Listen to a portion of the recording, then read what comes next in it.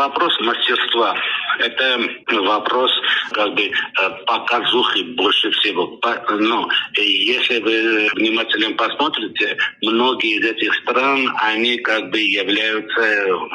они являются членами Европейского Союза, то есть они из западного лагеря. Да, есть некоторые страны, там Иран, Китай, но это закрывает основных стран. Потому что в основном, если вы посмотрите, в последнее время подписываются договоры явно с европейскими странами. Да, в Люксембурге, это маленькая страна, как Люксембург, большая страна, как Великобритания или Германия, но они все-таки постепенно ориентируют внешнюю политику Армении на Запад, раз. И во-вторых, они юридически или институционально подкрепляют тот тезис внешней политики Армении, который, как говорят руководство Армении, является комплементарным. Не комплементарным, а дополнение друг друга. Не явно западно, как будто и с Ираном, и с Китаем. Но по тексту сразу видно, что это европейская все-таки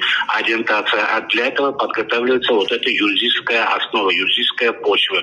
Институционализируется этот внешний вектор.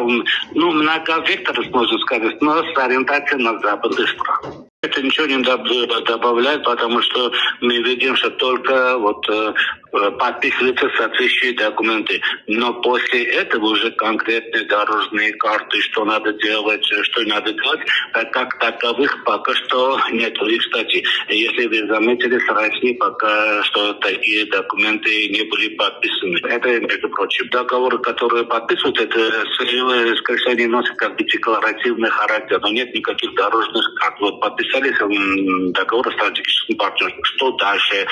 Какие там комиссии создаются? Какие шаги должны обе стороны сделать, чтобы приблизить взаимоотношения друг к другу и так далее. Этого нету. Мы должны посмотреть эти документы, которые подписаны, они имеют продолжение, они имеют дорожные карты. Или это просто стратегическое партнерство, показная часть, что мы ведем активную, проактивную внешнюю политику. Или это имеет дорожные карты, которые там конкретно уже делам надо сделать. Пока что это все выглядит как пиар-акция.